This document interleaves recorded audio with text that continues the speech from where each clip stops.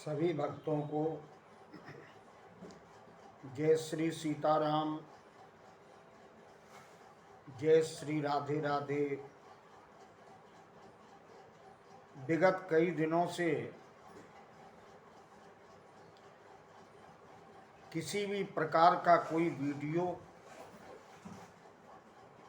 आपके बीच नहीं पहुंचा सका। इसका एक कारण कि हम सब लोग आज़ादी के अमृत महोत्सव मनाने के पावन पर्व में संलग्न थे।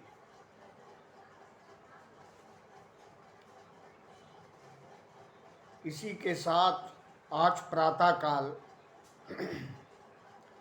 मेरे मन में एक विचार आया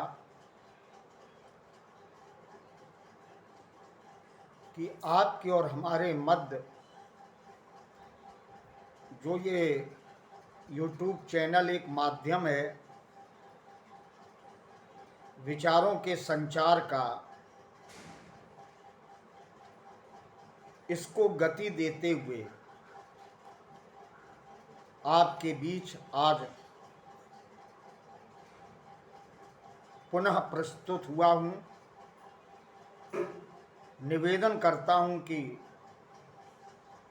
चैनल को सब्सक्राइब करें, बेल आइकन को दबाएं, शेयर भी करें और मित्रों तक पहुंचाने का कार्य करें।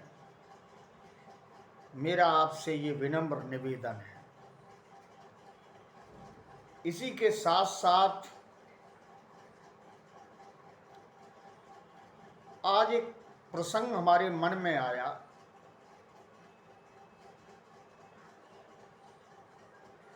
कि भगवान परशुराम जी के संदर्भ में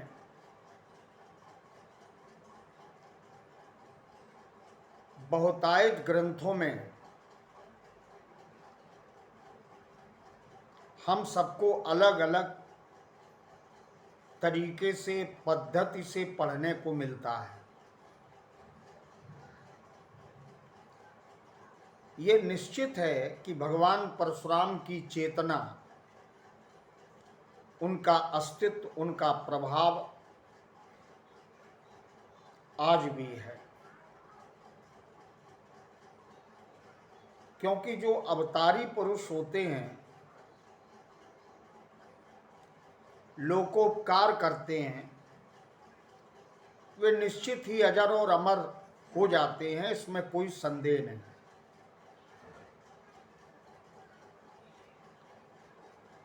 भगवान परशुराम जी ने पूज्य पिताजी को सप्त ऋषियों में स्थान देने के बाद एक विशाल यज्ञ किया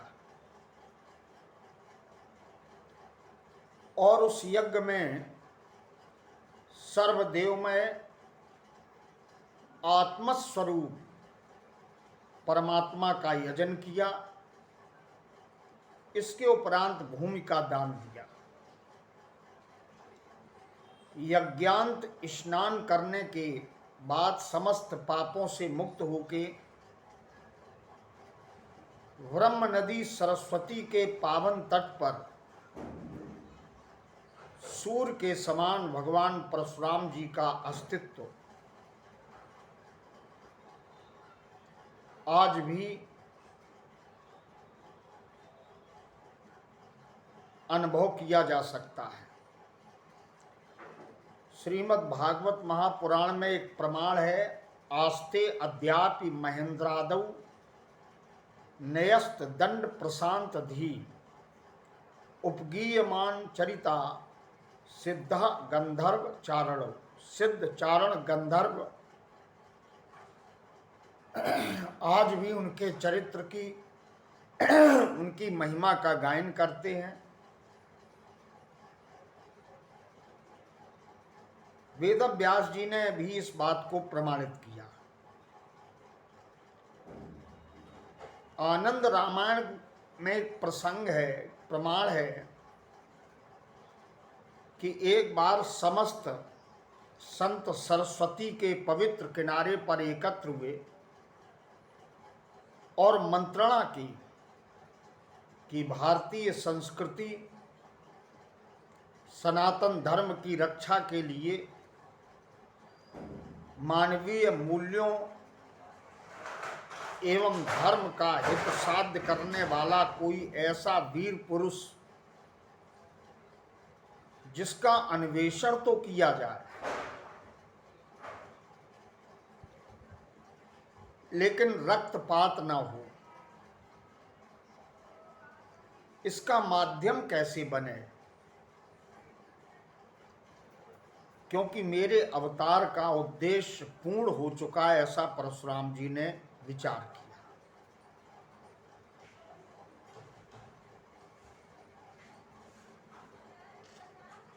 आनंद रामायण में बालकांड में भी एक प्रसंग है कि भगवान शिव अम्बा पार्वती को कथा सुनाते हुए बोले कि जिस समय मैंने अपने प्रिय शिष्य परशुराम जी को धनुर्विद्या का ज्ञान दिया,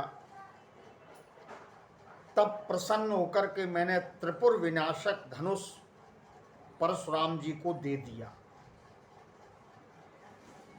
उसी धनुष से मेरे शिष्य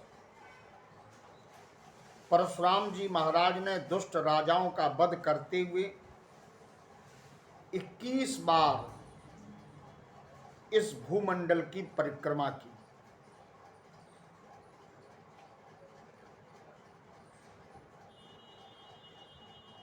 और परिक्रमा करते करते एक बार राजर्षि जनक जी के यहाँ परशुराम जी महाराज पहुंचे। शिष्टाचार हुआ, अभिवादन किया सबने। और जब सीता जी को देखा परशुराम जी ने, तो मनस्वी और ओज से संपूरित भगवान परशुराम जी जान गए कि ये लक्ष्मी का स्वरूप है, लक्ष्मी का अवतार है। जामदग्नेयस्य तेन सीता ज्ञात्वा लक्ष्मी तदक्षयः पणीकृतं धनुस्तच्च विदेहेन स्वयंवरे। जब वे समझ गए कि ये साक्षात लक्ष्मी है, तब भगवान परशुराम जी ने धनुष के माध्यम से प्रण करने के लिए राजर्षि जनक जी को प्रेरित किया। जनक जी ने ये बात आध्यात्म रामायण के अनुसार विश्वामित्र जी महाराज को बताई कि देवर्षि नारद ने भी हमें इसी तरह की प्रेरणा दी थी।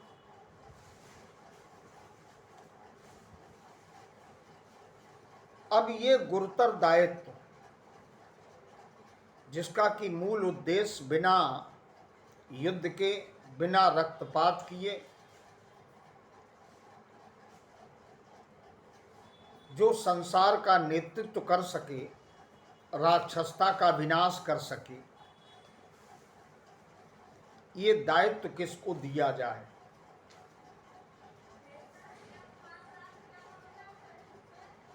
तब कौशिकी नदी के किनारे परम पुनीत आश्रम में निवास करने वाले महात्मा विश्वामित्र जी को ये गुरुतर दायित्व सौंपा गया।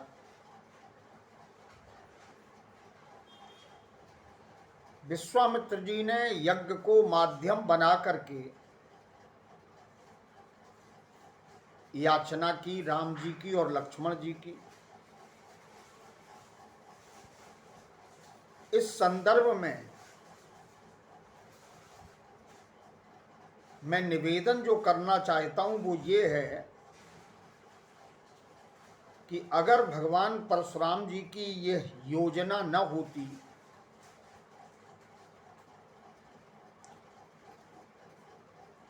तो धनुष टूटने के तुरंत बाद भगवान परशुराम जी का आगमन नहीं हुआ। कुछ विलंब हुआ, कुछ देर हुई।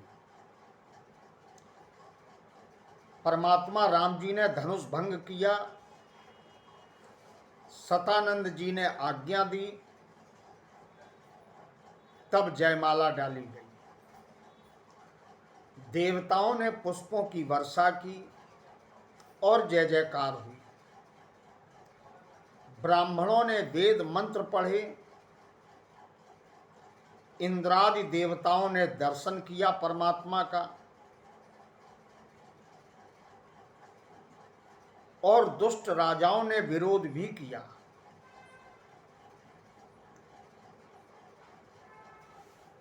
लक्ष्मण जी ने उनको मना भी करना चाहा। ये समस्त घटनाएं जब हो चुकी,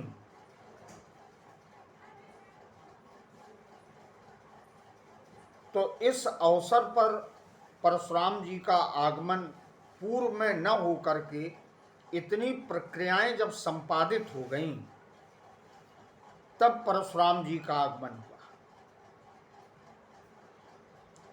जब युद्ध की चर्चा प्रारंभ हो गई, तब आगमन हुआ, क्योंकि निर्णय ये था कि बिना युद्ध के ही हमें त्रिभुवन विजेता की खोज करनी है। ऐसे नायक का अनुसंधान करना है जिसके हाथों में भारत के भविष्य को सौंपा जाए और राक्षसता का विनाश हो। ये इन संतों की सोची समझी एक योजना, जिसके मर्म को, जिसके रहस्य को कई ग्रंथों के अध्ययन के बाद और आत्मचिंतन के बाद ही जाना जा सकता है।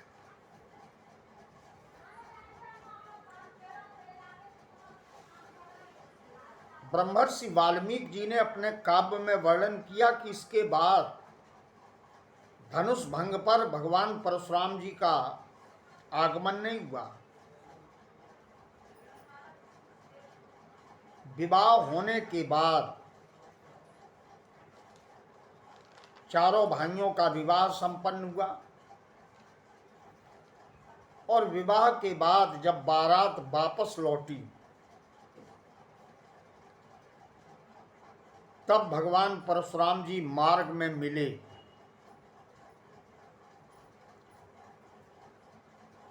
और मिल करके राक्षसात्मक शक्ति का विनाश करने के लिए उन्होंने राम जी को आशीर्वाद दिया।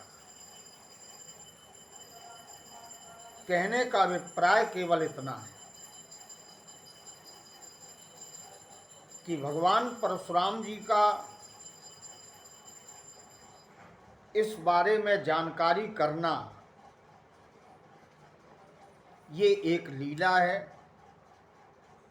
वास्तविकता ये है कि वे पहले से ही सुपरिचित रहे और इस कार्य के समायोजन में, सूत्रपात में उनकी महती भूमिका प्रकट होती है। इस प्रकार दो अवतारों का एक साथ मिलन, एक अवतार का दूसरे अवतार के प्रति विश्वास का प्रतीक, इस घटनाक्रम को हम लोग सीता स्वयंवर धनुष भंग के माध्यम से जानते हैं।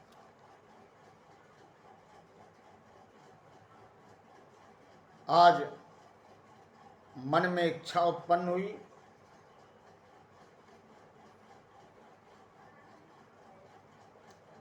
कि भगवान परशुराम जी के संदर्भ में कुछ शब्दों के सुमन समर्पित किए जाएं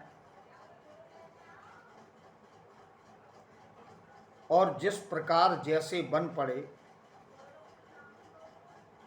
मैंने आपके बीच उनको प्रस्तुत किया। भगवान परशुराम जी का चरित्र भी उदात्त चरित्र है। वास्तविकता ये है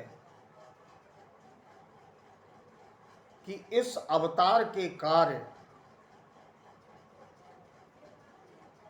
इतने दुरूह हैं, इतने कठिन हैं कि सहज में इनको समझना ये हमारे आपके वश की बात नहीं।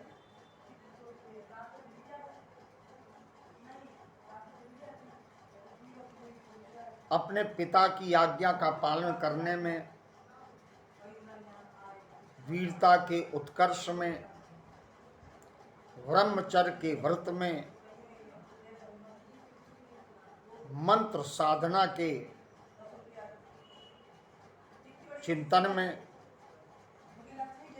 और यहाँ तक कह दिया जाए कि सामाजिक न्याय व्यवस्था के संबंध में, तीर्थ यात्रा के संबंध में और सुंदर तीर्थों के निर्माण के संबंध में भगवान परशुराम जी का जो योगदान हमारे बीच है, हम बड़ी कृतज्ञता के साथ उन्हें प्रणाम करते हुए अपनी वाणी को आज विराम देते हैं। इन्हीं शब्दों के साथ आप सबको बहुत बहुत धन्यवाद। जय श्री सीताराम, जय श्री राधे श्याम, जय भगवान परशुराम।